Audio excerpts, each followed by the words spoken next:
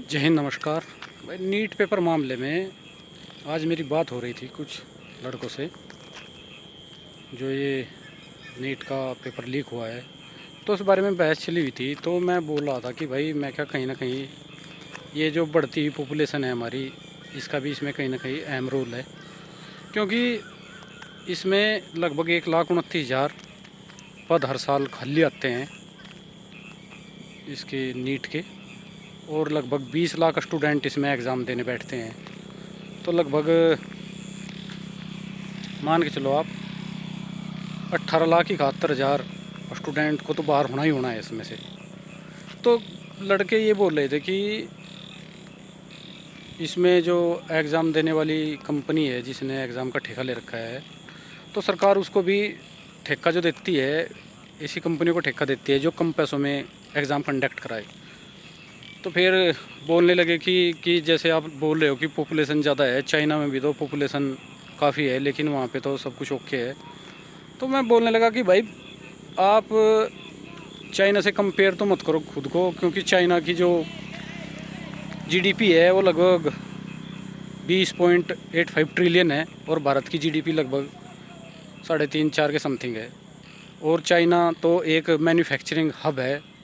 China जितना manufacturing करता है सेमीकंडक्टर, और खुद के अपने जेट 5th जनरेशन के स्टेल्थ विमान भी बना रहा है, खुद की पनडुब्बी भी बना रहा है, खुद का युद्धपोत बना रहा है। तो भाई उसके साथ आप कंपेयर क्यों करना चाहते हो? उसकी जीडीपी में हमारी जीडीपी में तो 5 गुना अंतर है।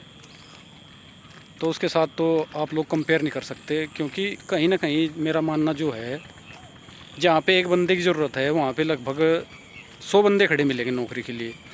एक तो हमारा एजुकेशन सिस्टम इतना फेलियर है कि हर साल सभी बच्चों को पास कर रहे हैं, किसी पे कुछ अक्सर आ रहा है पढ़ने के लिए या नहीं आ रहा, सबको पास कर दिया जाता है और सबके सब में एग्ज़ाम में बैठते हैं। फिर बोलते हैं कि भाई पेपर लीक हो गया, ये हो गया, वो हो गया।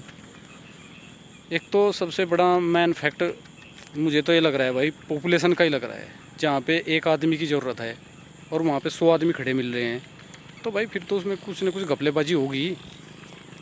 अगर बंदों की कम की ज़रूरत है तो उससे भी आधे जाके मिलेंगे, तो फिर तो सिलेक्शन 100% होगा। कुछ भी उसमें ना घपला कर सकते, ना कोई स्कैम कर सकते। तो कहीं ना कहीं भारत की जो पॉलिसी है जनसंख्या को लेके, अब भी वो पॉलिसी तैयार नहीं की गई। पहली तो बात ये, जब भारत आज़ाद हुआ उसी टाइम ये पॉलिसी तैयार कर देनी चाहिए थी, क्योंकि चाइना ने 1979 में जनसंख्या के ऊपर नियंत्रण कर दिया था उन्होंने, जिससे जाके उन्होंने इतना डेवलपमेंट किया। और भारत के पास अब भी कोई पॉलिसी नहीं है। भारत की जो राजनीतिक पार्टियां हैं, वे सिर्फ भारत की राजनीतिक पार्टियां सिर्फ उनके पास जो मुद्दे हैं राष्ट्र को विकसित करने के, वो मुद्दे ही नहीं, सिर्फ इलेक्शन लड़ने की और इलेक्शन जीतने के उनके पास टाइम है, और उनके पास कोई टाइम है ही नहीं इस बारे में। तो कुछ ना कुछ इस जनसंख्या के ऊपर भी एक कठोर कदम उठाना पड़ेगा, तब जाके वैकेंसीज जितनी भारत के अंदर सरकारी गवर्नमेंट जॉब आती हैं उनके अंदर वैकेंसीज मिलेंगी। कहीं भी प्राइवेट सेक्टर में भी देख लो, प्राइवेट सेक्टर में भी यही बुरा हाल है। आदमी की जितनी ज़रूरत है, ज़रूरत से कई गुना ज़्यादा आदमी खड़े हैं लाइन में, तो फिर वहाँ पे तो भाई भ्रष्टाचार होगा ही लेने के लिए। कभी किसी की सिफारिश होगी, कहीं पैसा दे के जैसे भी तैसे आदमी काम करेगा। तो कहीं ना कहीं बढ़ती हुई जनसंख्या ही इसका मुख्य कारण है। जय हिंद, जय भारत, नमस्कार।